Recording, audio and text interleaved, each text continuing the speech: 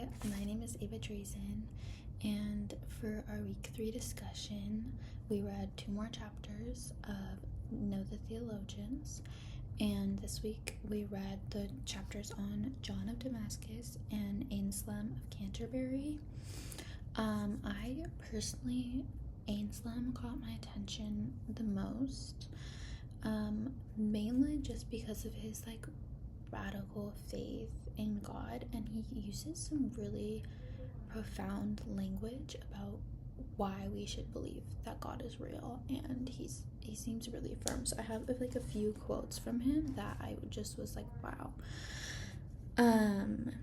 He says, the greatest thing that you can think of for Anselm, God is perfect, the greatest possible being, so nothing and no one is greater than God.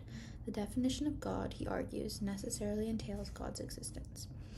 And then, to put it another way, if God is perfect, then God must exist, because it is more perfect to exist than to not exist.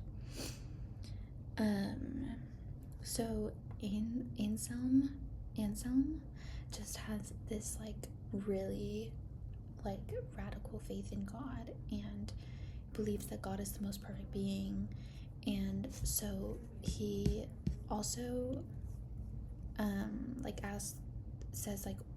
explains to us how God is so perfect, and he can't not be perfect, because to be our God he has to be perfect. We wouldn't believe in him if he wasn't perfect. Then he wouldn't be the big God that he is.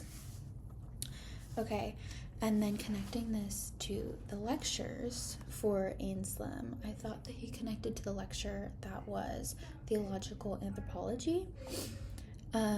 Specifically, he talks a lot about who is Jesus, and what does Jesus do, and how does Jesus' death save us and bring us reconciliation between God and humanity.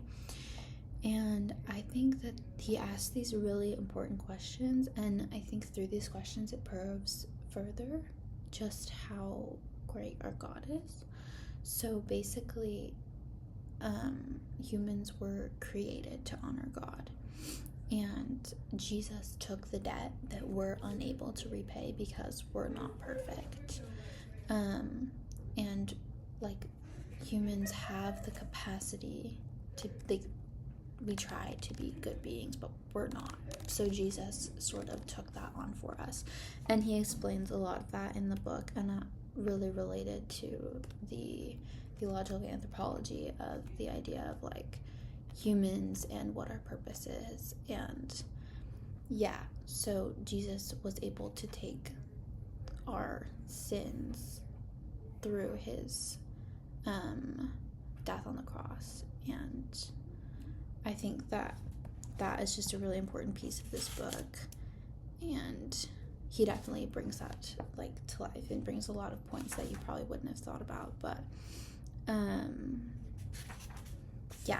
really liked these 2 chapters, and thought that these theologians were really interesting and had some great questions to ask. Thank you.